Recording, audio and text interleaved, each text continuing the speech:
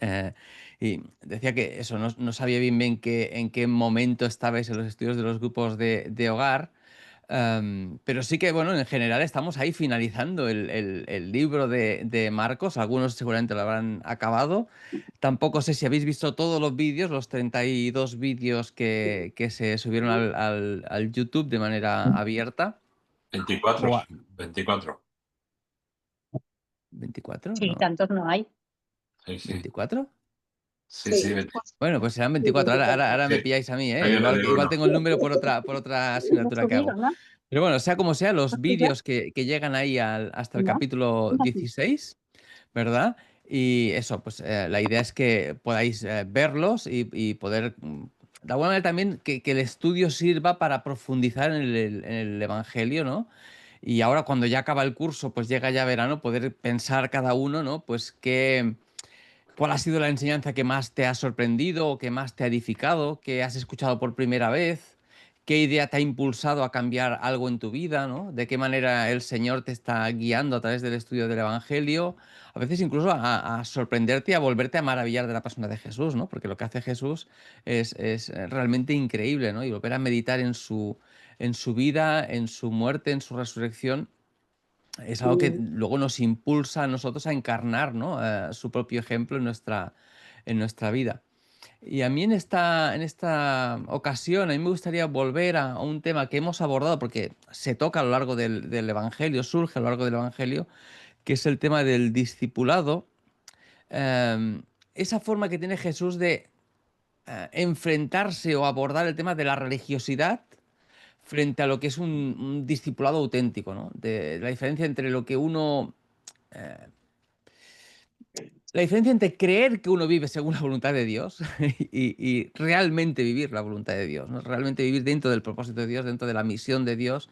Y a lo largo de Marcos hemos ido viendo Ay, que Jesús se enfrenta a un sistema religioso que, a ver, había empezado bien, había empezado con la intención de hacer la voluntad de Dios y vivir según sus mandamientos. Evidentemente, lo que surge, lo que Dios manda allí en Sinaí, y va conformando la vida espiritual del pueblo, eso acaba siendo un desastre porque el pueblo rompe el pacto con Dios a través de su falta de compromiso con el pacto y su falta de amor a Dios, ¿eh? Y eso los lleva al exilio, los lleva a padecer de muchas maneras, ¿no? Pero luego cuando vuelven del exilio, de alguna manera se restaura un sistema que al tiempo nuevamente vuelve a perder su significado, ¿no? Y vemos a Jesús como una y otra vez pues va enfrentando ese sistema religioso, em, y va poniendo un poco el dedo en la llaga, ¿no? Y al final hemos visto cuando Jesús entra en Jerusalén cómo se enfrenta a ese sistema, ¿no? Como algo muerto y alejado de Dios, como un sistema de estructuras rígidas, como un sistema en el que no hay sensibilidad, no hay una falta de sensibilidad tremenda, hay una espiritualidad muerta que se ejemplifica en esa higuera, ¿no? En esa higuera maldita. Y que de alguna manera nos tiene que llamar la atención, ¿no? Porque se dice que uno puede tener la cabeza llena de Dios y el corazón vacío, ¿no? Que uno puede saber mucho de Dios y vivir poco de él, ¿no? Pero al mismo tiempo también tenemos que ser conscientes de que eh, nunca tendremos el corazón lleno de Dios si primero no conocemos a Dios y de Dios a nivel intelectual. Necesitamos saber de Dios, conocer a Dios. mm, o sea que la palabra de Dios puede estar en la cabeza sin estar en el corazón, pero nunca estará en el corazón si primero no pasa por la cabeza, ¿no? Hay cosas que tenemos que saber, ¿no? Hay cosas que tenemos que conocer, ¿no? Entonces no nos podemos quedar solamente en saber, tenemos que llevarlo al corazón y del corazón luego que eso se transforme en una forma de vida, ¿verdad? Que llegue a los pies y a las manos y a los hechos. Pero Jesús de alguna manera sí que les manifiesta esa oposición suya a un sistema que pretende ser de Dios, pero que luego de Dios no se le nota mucho, ¿verdad? Tan poco que no se dan cuenta de quién es Jesús, ¿no? Entonces, en Marcos hemos visto, ¿no? Cómo Jesús desde el principio pues, se enfrenta a esa hipocresía religiosa, em, que se ve reflejado en los fariseos, en los saduceos, en los escribas. Y en estos últimos capítulos, de una manera muy especial, se ejemplifica en el templo, ¿no? Y, y no es en vano que es interesante notar que cuando nosotros leemos el Evangelio de Marcos en nuestro castellano, nos daremos cuenta de que siempre surge la palabra templo. Templo, templo, templo. Pero en realidad hay tres palabras, especialmente dos, que se utilizan en griego en el Evangelio de Marcos para referirse al templo, ¿no?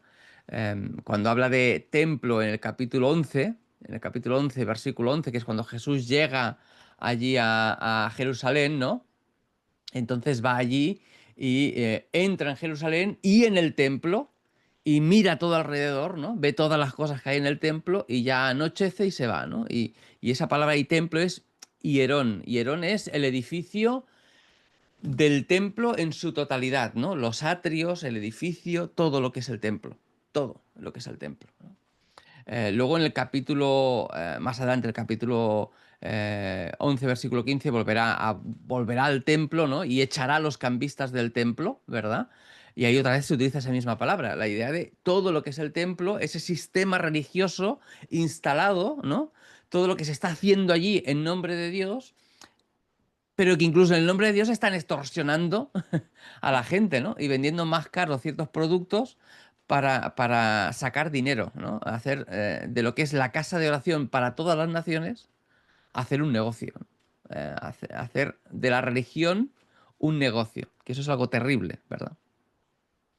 Luego en el capítulo 13 volverá a hablar del templo, pero se utilizará la palabra oikodome. Oikodome significa edificios, ¿no? Cuando dice, mira todos estos edificios, pues estos edificios no va a quedar una piedra sobre piedra, ¿no? Y tiene que ver con la majestuosidad de lo que hay ahí, la apariencia de lo que hay ahí, pero que en realidad es algo que está muerto, ¿no? No tiene sentido si Dios no está ahí manifestándose de manera concreta, ¿no? Pero luego cuando llegamos al final, capítulos 14 y capítulos 15, nos encontraremos con cuando acusan a Jesús y le dicen, mira, este dijo que destruiría este templo y lo reedificaría. ¿Os acordáis del capítulo 14, versículo 10, capítulo 14, versículo 58? Dice, nosotros le hemos oído decir, yo derribaré este templo hecho de manos y en 3 días edificaré otro hecho sin mano, ¿no? Y ahí templo no es hierón y no es oikodome, sino que es naos. Y la naos es el lugar santísimo, ¿vale? Es el lugar donde estaba el arca, que ya no está el arca en esa época, ¿verdad? Pero es el lugar santísimo, el lugar santo de los santos, el lugar donde está Dios, ¿no? Eh, y eso es de lo que le acusan a Jesús. Irónicamente, el lugar de la presencia de Dios va a ser destruido. Es Jesús el que va a ser muerto, ¿verdad? En otros evangelios se nos dirá que Jesús dijo eso refiriéndose a sí mismo, ¿no? Pero Marcos lo recoge de esta manera, ¿no? Y ciertamente el lugar de la presencia de Dios en medio del pueblo, que es Jesús, porque Jesús es Dios en medio del pueblo, va a ser destruido no por Jesús. Jesús va a entregarse, ¿no? Dios lo va a entregar y él se va a entregar a la muerte, pero va a ser destruido por ellos. No es Jesús que lo va a destruir, sino van a ser ellos los que van a destruir a Jesús, ¿no? Y luego cuando está Jesús en la cruz, en el capítulo 15, le injurian, ¿no? Jesús está en la cruz y pasaban y le injuriaban meneando la cabeza diciendo, oh, tú que derribas el templo de Dios, la naos de Dios, y en 3 días lo reedificas, ¿no? O sea, se burlaban de Jesús cuando en realidad son ellos los que están destruyendo el lugar donde está Dios, que es Jesús mismo, ¿no? Y realmente Él está entregando su cuerpo y realmente Él lo va a reedificar en 3 días porque va a resucitar en 3 días, ¿no? La presencia de Dios va a resucitar en medio de ellos, ¿no? Y al final, el último lugar donde se nombra el templo en el Evangelio es en el capítulo 15, versículo 38, donde el templo, en la naos, en el lugar santísimo, ¿no?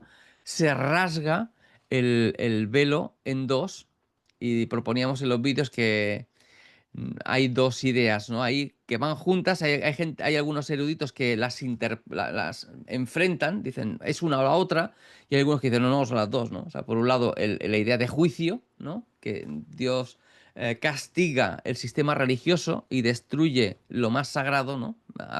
Rompiendo el velo. Y por otro lado, la idea de apertura a todo aquel que quiere acercarse a Dios, porque en Cristo pues el velo ha sido rasgado y roto. Hay algo muy interesante Hay algunos eruditos que lo afirman, aunque no es nada seguro, para nada seguro, ¿vale? Pero tiene que ver con el momento de la crucifixión de Jesús. Cuando a Jesús lo crucifican, al menos en relación con esto del lugar de la presencia de Dios, ¿vale? El lugar de la presencia de Dios, cuando a Jesús lo crucifican, Pilato hace poner un cartel encima de la cruz con una frase en tres idiomas, en griego, en latín y en hebreo. ¿Y esa frase cuál era?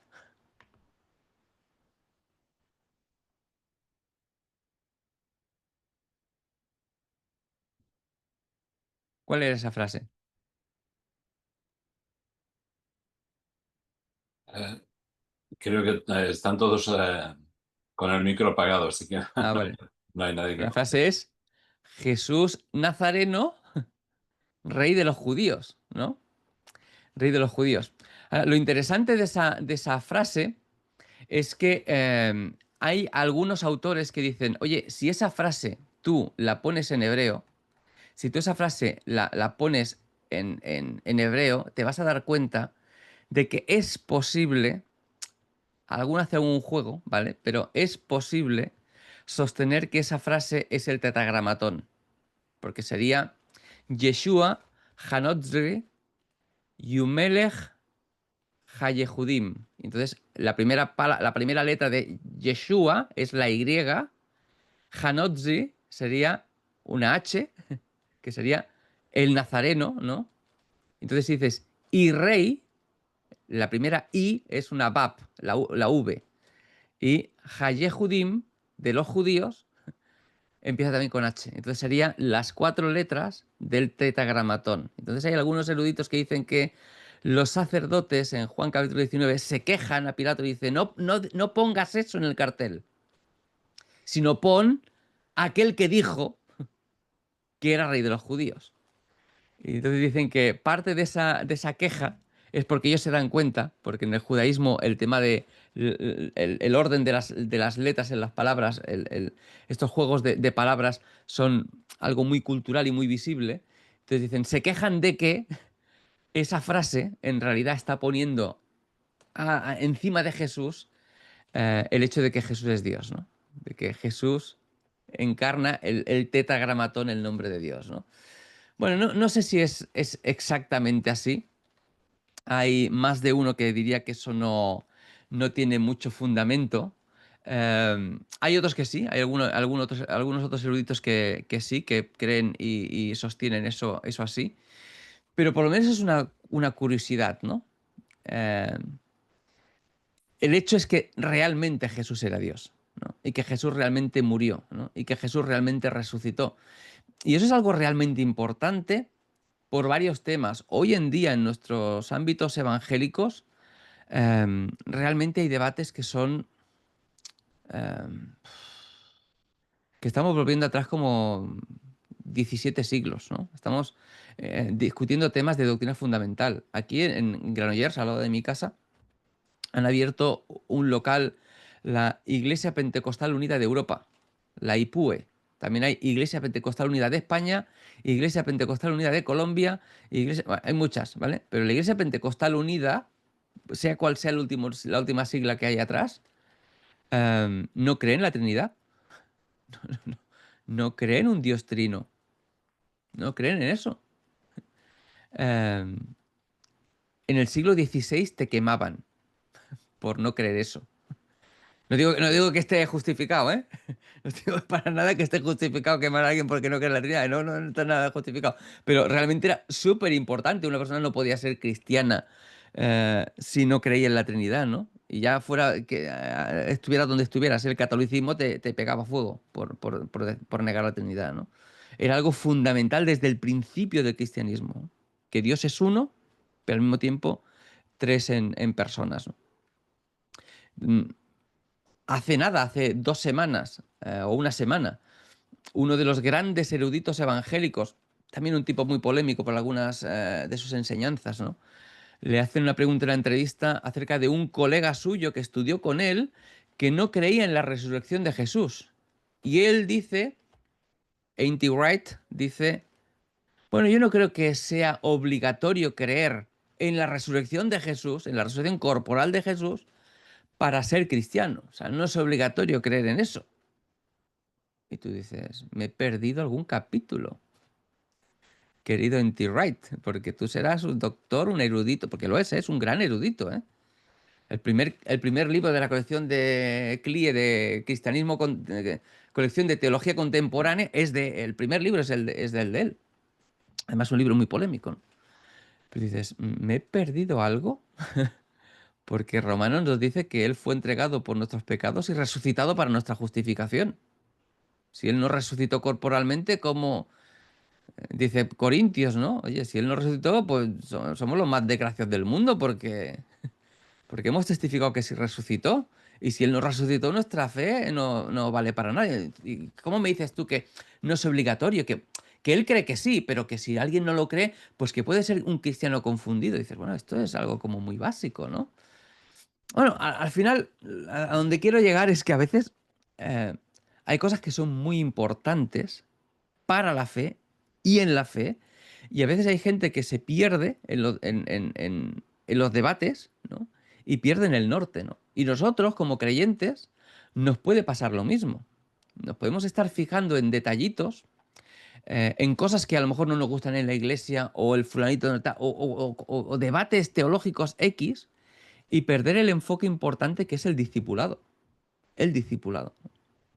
Entonces, a lo largo del Evangelio de Marcos, nos habíamos dado cuenta, porque ya lo hemos estado viendo, que cuando Jesús manifiesta a sus discípulos que es necesario que Él vaya a Jerusalén y muera, ¿os acordáis ahí en ese inicio de la primera mitad, de la segunda mitad del Evangelio de Marcos, cuando Jesús ya anuncia su muerte y resurrección y Pedro le dice, oye, no te vaya a ocurrir nada de eso a ti, ¿no?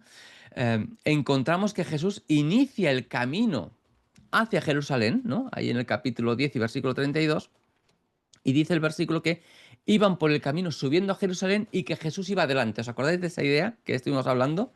Que Jesús iba adelante, y eso es una figura importante porque al final el discípulo es el que va detrás, y si recordáis estuvimos enfatizando el hecho de que eh, cuando Pedro le dice, oye, nada, no te acontezca tal cosa que tú vayas a morir, que Jesús le dice, quítate de detrás mío, ¿no? Porque si tú pones las cosas pones la vista en las cosas de los hombres y no en las de Dios, tú no puedes ser mi discípulo, ¿no? Tú no puedes ser discípulo mío si tú no te fijas en la voluntad de Dios, te enfocas en la voluntad de Dios y afrontas, como yo afronto, la cruz como algo necesario, ¿no?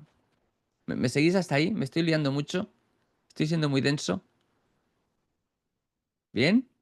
Si no podéis hablar, decir así, yo sigo, ¿vale? Pero si tenéis alguna pregunta, cortad, y preguntad, o alguna observación, cortad y no hay problema, ¿vale? Ahora, ¿por qué es interesante desde ese principio, desde ese momento hacia Jerusalén, el tema de que Jesús va adelante? Porque a lo largo de todo ese camino, lo hemos estado viendo, Jesús les está mostrando qué significa ser discípulo.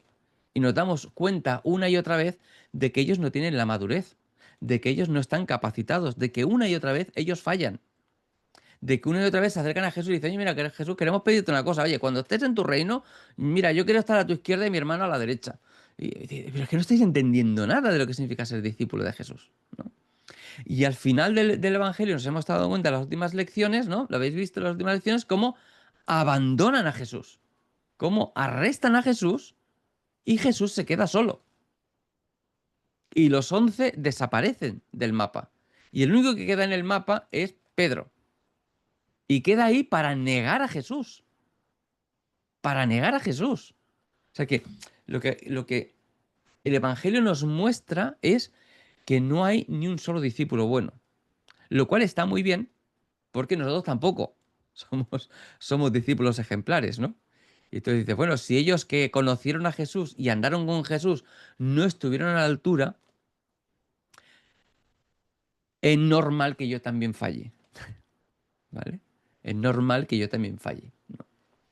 Ahora, cuando llegamos al final del Evangelio, y es ahí hacia donde quería llegar yo, vemos el tema de la resurrección de Jesús y ahí nos dice el texto, en el capítulo 16, dice, cuando pasó el día de reposo, María Magdalena, María la madre de Jacobo y Salomé compraron especias aromáticas para ir a ungirle. Y muy de mañana, el primer día de la semana, vinieron al sepulcro ya salido el sol, pero decían entre sí, ¿quién nos removerá la tierra de la entrada del sepulcro? Pero cuando miraron, vieron removida la piedra, que era muy grande. Y cuando entraron en el sepulcro, vieron a un hombre sentado al lado derecho, cubierto de una larga ropa blanca, y se espantaron. Mas él les dijo, no os asustéis, buscáis a Jesús Nazareno, el que fue crucificado, ha resucitado, no está aquí. Mirad, mirad el lugar en donde le pusieron. Pero id, decid a sus discípulos y a Pedro que él va delante de vosotros a Galilea. Allí le veréis como os dijo. Entonces ellas se fueron huyendo del sepulcro porque les había tomado temblor y espanto y no decían nada a nadie porque tenían miedo, ¿no? Pero hay muchos detalles ahí que son muy interesantes y evidentemente los vamos a ir viendo en la próxima lección que tenéis los grupos de hogar, pero al menos hay uno que a mí me gustaría darle la vuelta ahí, ¿no? Por un lado, el tema de ese no os asustéis es dejad de estar asustadas, ¿no? Sabéis que en griego hay varias formas de decir no y una implica el dejar de hacer cosas, ¿no? Cuando le dice no me toques, ¿no? A María Magdalena, a Jesús, le dice no me toques, en realidad lo que está diciendo es deja de abrazarme, deja de toquetearme, ¿no? Déjame que me tengo que ir, deja de abrazarme, ¿no? Y aquí lo que está diciendo es dejad de asustaros, ¿no? Estad tranquilas, tranquilizaos, ¿no? Pero la indicación de decid a sus discípulos y a Pedro que él va delante de vosotros a Galilea, para mí es tremendamente interesante. Tremendamente interesante. Porque de alguna manera está situando el tema del discipulado en un lugar muy concreto, ¿no? Una de las preguntas que nos hacemos, al menos yo me hago, es ¿por qué Marcos acabó así el Evangelio? O sea, Marcos sabía que Jesús resucitó y se mostró a 500 personas vivas, ¿no? ¿Lo sabemos o no? Claro que lo sabemos, porque de hecho ya estaba escrito antes del Evangelio de Marcos. Corintios se escribe antes que el Evangelio de Marcos. Y en Corintios, Pablo ya dice, bueno, es que Jesús se manifestó a 500 personas. Podéis ir allí y preguntar. Entonces, la pregunta es, ¿por qué Marcos, si ya lo sabía, porque lo sabía todo el mundo cristiano, si él ya sabía y era evidente que Jesús se había manifestado vivo a muchas personas, ¿por qué no lo registró en su evangelio? ¿Y por qué en su evangelio no está la gran comisión? Bueno, lo tenemos en esos manuscritos del siglo, más tarde, del siglo segundo de Alejandría, ¿no? Que algunos piensan que como Marcos estuvo en Alejandría, si él no fue el que realmente completó el Evangelio, le añadió un epílogo de las muchas versiones que hay, como ya hemos visto en algún capítulo, ¿no? En el principio de los vídeos, ¿no? Los primeros de los vídeos, ¿no? Pero la pregunta para mí importante ahí es que ese ir a Galilea es un punto de restauración, un, un, un volver a llamar a sus discípulos al discipulado auténtico, ¿no? Pero ahora con la visión adecuada, porque ellos a lo largo de todo el ministerio de Jesús no han comprendido nunca, no han sabido comprender eh,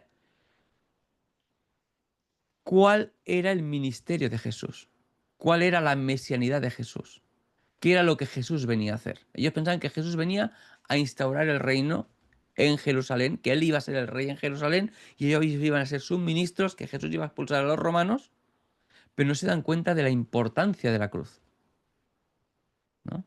Y no es hasta que Jesús ha resucitado que ellos comprenden eso y Jesús les dice, ahora volved a Galilea al inicio y en Galilea retomáis el camino. Y el camino de Jesús, ya lo hemos estado viendo al principio del Evangelio. ¿Cuál era el ministerio de Jesús básico en Galilea? Era predicar el Evangelio del Reino. Pero Jesús, cuando predicaba el Evangelio del Reino, sí era consciente de lo que implicaba el Evangelio del Reino. Pero cuando ellos acompañaban a Jesús no eran conscientes de lo que implicaba el Evangelio del Reino.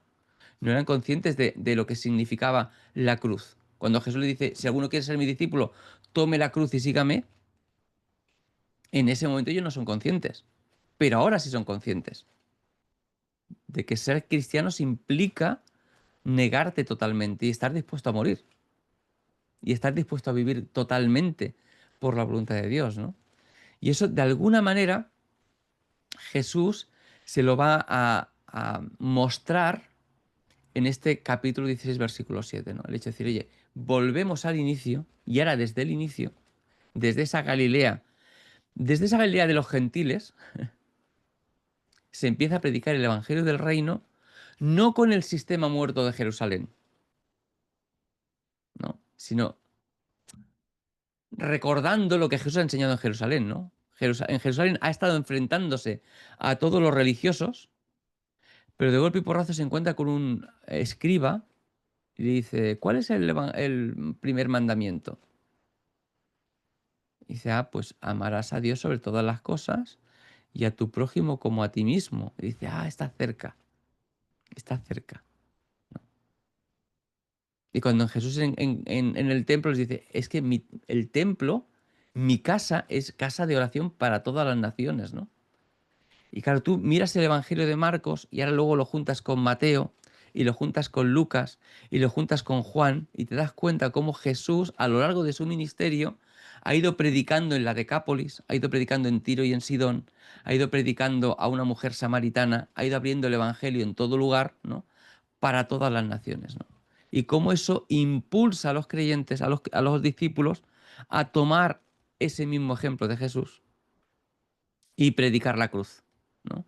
Y encontramos a un Pablo que dice, no predicamos sino a Cristo, a Cristo crucificado, ¿no?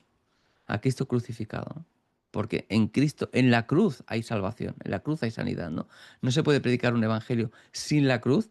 Y la cruz para nosotros no es solamente un símbolo de salvación, que lo es, sino también un símbolo de entrega nuestra, ¿no? Nosotros decimos, hemos muerto al mundo, ¿no? Hemos sido crucificados juntamente con Cristo y ahora no vivo yo, sino que vive Cristo en mí, ¿no?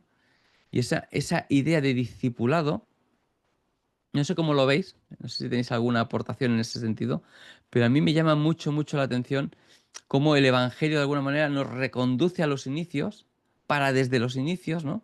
Desde esa vuelta a Jesús, al Jesús del principio, predicar el Evangelio, ¿no? Y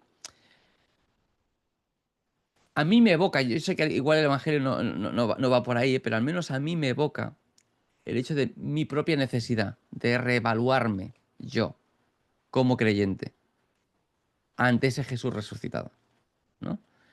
Y pensar si en mí hay parte de ese sistema muerto, ¿no? A veces como creyentes miramos en el pasado y decimos, es que antes sí que yo oraba y tenía mucho más amor por Dios y ahora no noto tanto. Y pienso, igual es que nos hemos ido, no sé cómo decirlo. ¿Me entendéis lo que quiero decir? ¿Puede pasar lo que quiero decir? Lo que estoy diciendo. Entonces ya estábamos hablando con Héctor en el programa, ¿verdad? Y hablábamos de que a veces un creyente puede repetir primero de cristiano 50 años seguidos, ¿verdad? Y luego, y luego hay otros creyentes que, oye, en un año hacen 5 cursos, ¿no? Pero ¿qué necesidad tenemos nosotros de poder ir detrás de Jesús y saber que Jesús siempre va delante nuestro, que Jesús va abriendo camino y que Jesús va dejando pisadas para que nosotros caminemos por esas pisadas, ¿no? Que el ejemplo de vida de Jesús es ejemplo de vida para nosotros, algo tremendamente importante, ¿no? Que la vida de Jesús es el ejemplo de vida para cada uno de nosotros, ¿no?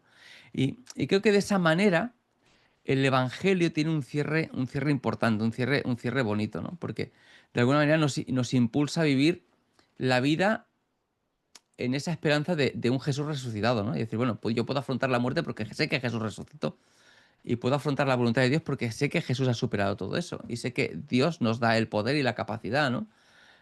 Eso lo conectaremos luego ya con Hechos, ¿no? En septiembre, ¿no? Cuando le preguntan, oye, ¿tú vas a instaurar el reino ahora, ¿no? Jesús ha resucitado y los discípulos están ahí preguntándole todavía por el reino. Si él realmente ahora que ya ha resucitado, ahora va a venir y va a instaurar el reino. Y le dice, no os toca saber eso, pero os toca saber algo, que recibiréis poder, que recibiréis poder cuando venga sobre vosotros el Espíritu Santo. Y entonces me seréis testigos hasta el fin del mundo, ¿no? En Judea, en Samaria, hasta el fin, ¿no? Y eso de alguna manera es el esquema que luego seguiremos con Hechos, ¿verdad? Pero esa sensación, esa seguridad de decir, oye, es que Jesús nos ha capacitado por su Espíritu Santo para ser sus discípulos. No como lo hicieron los discípulos de Jesús la primera vez, ¿no? Sino yendo de victoria en victoria, por lo menos superando algunas batallas y algunas derrotas, ¿no? Sabiendo que en Él tenemos la victoria, ¿no? Y que Él tiene un camino puesto para nosotros. No sé si tenéis alguna cosa que compartir sobre este tema, esta idea, alguna aportación, alguna idea que os haya resultado de bendición a lo largo de estos estudios.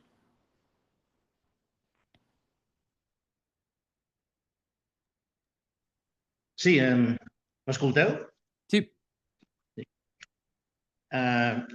Sobre el que acabes de dir, sobre el discipulat i la falsa religiositat, voldria portar una notícia fresca, una notícia que l'he conegut avui mateix i que ens ajuda a entendre fins on pot arribar una falsa religiositat i com pot haver-hi aquests interessos privats, personals, en respecte a l'Evangeli, a la puresa de l'Evangeli, etc.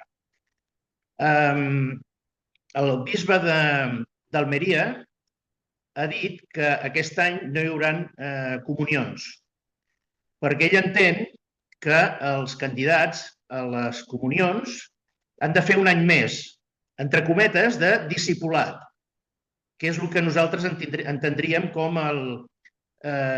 no, és com això, com el discipulat, la catequesis que ells diuen, no? Llavors, el bisbe d'Almeria ha dit avui, o sigui, aquest any no hi ha comunions. I resulta que han protestat els restaurants, han protestat les tendes de roba, han protestat en fi, tot tipus de persones, a les cases de regals, i han anat al bisbe a dir-li que això no pot ser, que hi ha molts llocs de treball que estan en perill, etc etc. A mi em sembla, a part de que és una miqueta, diguéssim, no sé, còmic, que és un bon exemple d'aquesta falsa religiositat, com els interessos privats, personals, materials, poden arribar a enfosquir totalment el que és o el que hauria de ser una religiositat sana i autèntica. Gràcies. Absolutament, eh? Heu anat alguns a Lourdes, a França? Sí, sí, sí. Jo, la vegada que vaig anar amb Sara, em vaig sentir com Pablo en medio del culto de Diana de los Efesios. Va ser... no sé, si els que heu anat, si no heu anat un dia, passeu per allà, ¿vale? Pero es una cosa tremenda, o sea, que venden ahí cantimploritas con la cara de la Virgen, y es todo un negocio increíble, ¿no? Y llegas allí, el templo que tienen allí, que es como el castillo de la Bella Durmiente, allí con unas pasarelas por el lado. Y es verdad que Jesús denunció tantas veces el tema de la religiosidad como negocio. Tanto, tanto, tanto. Lo hemos visto en los últimos capítulos de Marcos, ¿no? Cuando está allí criticando las ofrendas, ¿no? Y cómo se apoderan de la gente, cómo a través de la religiosidad se apoderan de la gente humilde, del dinero de la gente humilde, de la casa de la gente humilde, ¿no? Y siempre me sorprende yo que cuando hablas con amigos católicos y dices, es que Jesús, que no salió nunca de Judea, bueno, de Judea, Tiro, Sidón, del alrededor de Judea, ¿no? ¿Cómo imaginarse que fundó una religión con capital en Roma? Jesús, que siempre fue una persona humilde, que no tenía dos trajes, que tenía un solo traje, ¿verdad? Pensar que fundó una religión con mantas de oro y púrpura, es que es tan anacrónico, no? Pues sí, és veritat.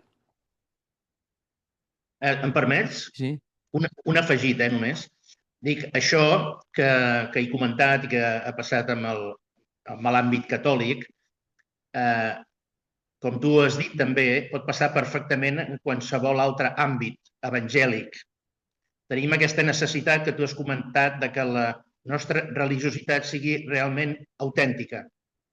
I a vegades, amb el pas dels anys, perdem de vista alguns detalls i, en fi, ho dic perquè senzillament no he volgut assenyalar l'Església Catòlica. Això ha passat amb l'àmbit I catòlic, tant, i però tant, i tant. perfectament pot passar amb l'àmbit evangèlic. Sí. Bueno, jo he posat algun exemple. Totalment d'acord, no? Hi ha una cosa molt interessant a l'Evangeli, almenys per tornar una mica, simplement com a detall, Es muy interesante que cuando Jesús está yendo hacia Jerusalén, los discípulos van detrás y una y otra vez se nos dice que los discípulos iban asustados, que iban con miedo, que iban con incomprensión, que iban con desconfianza. Jesús va adelante, ¿no? Pero ellos van con desconfianza, ¿no? Y a mí eso me llamaba la atención, me evocaba. ¿Cuántas veces hemos orado? Señor, toma el control de mi vida, haz lo que quieras con mi vida, pero con la letra pequeñita allí, con el pensamiento pequeñito allí, ¿no? Pero si puedo elegir, Señor, ¿vale? Si puedo elegir que no me pase esto, que no me pase esto, que no me pase esto. No vaya a ser que si le doy el control al Señor de mi vida, me vaya a enviar una enfermedad, una prueba, una situación. ¿Os ha pasado alguna vez o no? Que estás orando diciendo, Señor, todo lo que soy te lo entrego a ti, y estás diciendo eso y dices, uy. Oye, lo que estoy diciendo, ¿vale? Porque como sea que el Señor quiera pasarme por el cedazo, igual no me siento tan cómodo diciendo Señor al 100%, ¿no? Y te sientes más cómodo diciendo Señor el 97,5 o el 95, ¿no? Eso pasa, ¿no? Pero claro, el hecho de que Jesús pase por todo lo que pasa por nosotros, yo creo que por lo menos debería ganarse la confianza a Dios, ¿no? De saber que es nuestro Padre. Y como un buen padre, quiere lo mejor para nosotros, ¿no? Em, y que ha hecho todo. Me gusta, me encanta ese versículo que está en Romanos, ¿no? Dice, el que no escatimó ni a su propio Hijo, sino que lo entregó por todos nosotros, ¿cómo no nos dará juntamente con él todas las cosas, ¿no? Em, y esa confianza, creo yo que es la que Jesús reclama ahí, ¿no? Y ese llamar a los discípulos a decirles, claro, cuando dice, oye, decirle a los discípulos y a Pedro, ¿no? El que me ha negado, ese, que me ha negado 3 veces, y esos que me han abandonado, ¿no? Que yo voy delante a Galilea, que me vengan a seguir, ¿no? Que allí nos vemos, ¿no? Que allí hay un nuevo inicio, ¿no? Y claro, yo me imagino lo que ya hemos dicho al principio en algunas lecciones también, ¿no? Tenemos que imaginarnos no solamente ese hecho de Jesús con los discípulos, sino Marcos con la iglesia en Roma, ¿no? Porque en Roma hay muchos creyentes que están muriendo a causa del Evangelio. Y hay muchos creyentes que están renunciando a Jesús para salvar su vida, ¿no? Y a estos también les llega el mensaje que les dice, hey, Jesús va delante vuestro a Galilea. Hay momentos, siempre hay posibilidad de restauración, siempre puedes empezar de nuevo, ¿no? Siempre hay un nuevo comienzo con Jesús, siempre hay una segunda oportunidad. Mientras hay vida y esperanza, ¿no?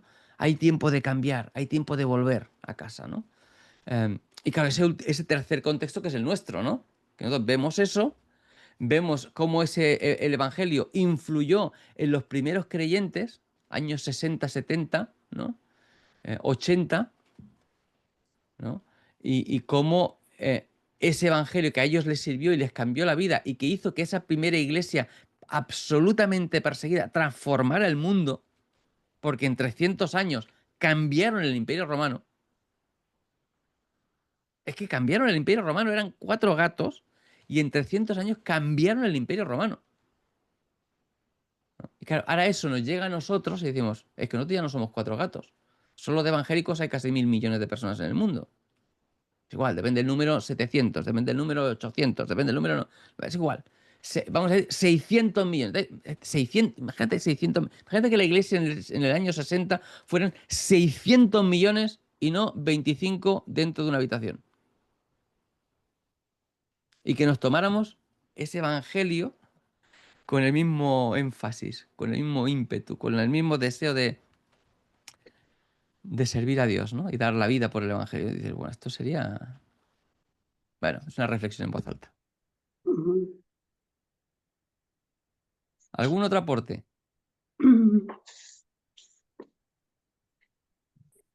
Que hoy tenemos ¿Me tiempo, oís? hoy ha sido corto, ¿eh?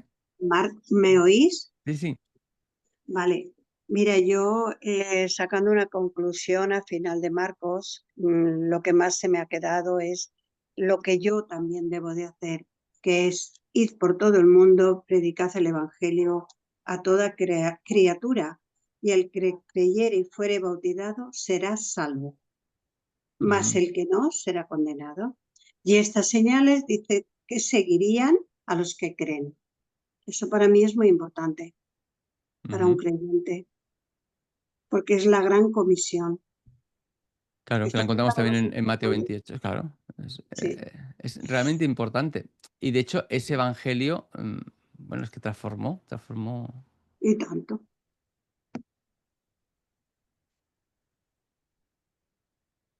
No sé qué he tocado aquí, que nada más te veo a ti, Samuel. No Ah, puedo. la visión, pondrás visión de orador o algo así. Saldrá uno. Bueno, Muy bien, pues si no tenéis algún aporte o alguna pregunta o alguna cuestión. M'escolteu? Sí, Bueno, com que hi ha temps, i tant. aviam, tampoc no em vull passar, No em No, vull no. passar diguéssim, de l'hora, ni em vull passar.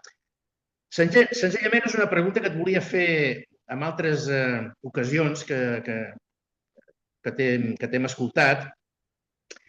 No sé si recordaràs que diguéssim, els descobriments del Qumran Sí, va sortir una porció petita de l'Evangeli de Marc. el Eh, 7Q5. va haver-hi un jesuïta catòlic, un tal O'Callaghan, Sí, Josep que, O'Callaghan. exactament, que, vull dir, ho va donar a conèixer i sembla ser, això és la meva pregunta, Mm, sembla ser que la comunitat científica o la comunitat, diguéssim, que treballa amb els papirs i amb tot això, tot aquest tema, sembla ser que en aquell moment es va acceptar. La meva pregunta és, segueix acceptant-se aquest tros de Marc com, mm, com un No, tros, diguéssim, autèntic, etcètera, etcètera? no, no. Josep O'Callaghan era un català d'ascendència anglesa que treballava a Qumran, va treballar en moltes excavacions. Llavors, quan es descobreix el 7Q5, que és un papir així de petit, o sea, Uh-huh. es l'únic que hi ha a 7Q5, en el papiro 7Q5 hay la palabra Kai, que es la Y, Kai, y algunas letras partidas, ¿vale? Ahora, ¿cómo funciona la papirología? Sabemos que los papiros normalmente o eran en mayúsculas o en minúsculas y que normalmente tenían las mismas dimensiones. Entonces, normalmente si tenían papiros de 50 letras, van en 50 letras de corrido, sin puntos ni nada, ¿vale? Y entonces, ¿qué pasa? Cuando tú encuentras una pieza de un puzzle, lo que haces es intentar casar esa pieza del puzzle con todos los papiros que existen, que tenemos ya, ¿vale? Y Josep O'Callaghan se da cuenta de que esa Kai, con esas letritas así partidas, encaja con un papiro del Evangelio de Marcos. Y él propone que ese es un papiro del Evangelio de Marcos del año 46 después de Cristo. Lo que situaría el Evangelio de Marcos no en el año 64, que es donde creemos que se dio, sino 18 años antes que Corintios, antes, o en la misma época, antes que Gálatas, que es el primero del Nuevo Testamento en escribirse. Porque Gálatas es 46-47. Entonces, pues más o menos por la época. Entonces dicen, esto es la bomba, porque estamos hablando 20 años del primer evangelio. Algunos dicen, no, no era el Evangelio de Marcos, sino que era alguna nota de alguna fuente antigua de dichos de Jesús, ¿vale?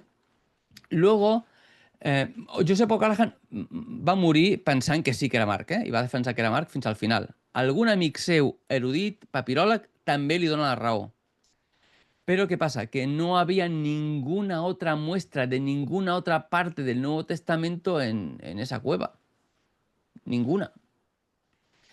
Y entonces hay algunos que dicen que puede ser parte de un libro que se llama Enoch. Yo, el estudio más serio que he visto, que he leído, lo coloca en la traducción de la Septuaginta de Jeremías. Y ahí encaja bien, en Jeremías. Y yo si tuviera que apostar, apostaría por Jeremías. Pero con dudas, porque Josep O'Callaghan era una eminencia y tenía muy buenos argumentos y era un papiro, es una eminencia, o sea, brutal. Mucho de su trabajo todavía está en el Museo de Montserrat. El Museo de Montserrat tiene una colección de papiros interesantes, ¿no? Que de hecho Ipste de vez en cuando hace alguna excursión allí, ¿no? Era un gran erudito. Entonces, tumbarlo es difícil, claro, pero realmente dicen que encaja muy bien, y yo he visto algún escrito o algún escáner de cómo encajaría con un pasaje de Jeremías, y sí encaja. Entonces, hay tres opciones. Marcos, año 46, reventaría todos los estudios sobre el inicio del Evangelio. Enoch o Jeremías. El que parece más probable es Jeremías, porque en Qumran hay libros enteros del Antiguo Testamento en rollos, ¿no? Entonces podría encajar. Ahora, la contra a Jeremías es el hecho de decir, es que es un texto en griego, cuando Jeremías era en hebreo, entonces utilizaron la Septuaginta, ver cómo encaja en esos papiros, ¿no? Pero ahí està el debat. Però Josep O'Callaghan, un text molt interessant. Li va fer, l'última entrevista que jo li vaig llegir a O'Callaghan, li va fer l'Eliseo Casal a una revista que publicava Ipste, que era una revista de graduats d'Ipste. Llavors li va fer una entrevista i la van publicar. I l'entrevista li va fer l'Eliseo. Així que ell et pot dir alguna més perquè ella el va entrevistar. Jo me'n recordo que aquest O'Callaghan va ser invitat a l'església de Verdi i va donar una conferència sobre això. Imagina't si sóc vell, que me'n recordi d'això. Jo tinc 2 llibres d'ell. Jo tinc 2 llibres aquí a casa d'ell. Sí. Te'ls ensenyaria, però... El que tens, Josep, és bona memòria. Sí. Mira. No ets vell, tens bona memòria. Gràcies, gràcies. Mira, ¿ves? Introducción crítica textual al Nuevo Testamento, Josep O'Callaghan. Tengo un par o tres, i un d'ells parla d'aquest tema, sí. Molt bé, gràcies, Gràcies, Samuel. No, a tú. Buena pregunta. Bueno, pues queridos, si no hay ninguna más, yo creo que terminamos ya por hoy. No sé si habrá alguna otra sesión de Marcos. Sí, la última. Creo que es la última ya. La próxima semana enviaremos el último vídeo. Vale. O sea pues fantástico. Y ya en septiembre empezaremos con Hechos de los Apóstoles. Así que aprovechad las vacaciones, leer los Hechos, subrayad Hechos y buscarle ahí preguntas para los grupos de hogar, que eso será interesante. Seguramente lo haremos no sé si serán 29 o 30 lecciones. Se quedará como para año y medio del libro de Hechos, más o menos,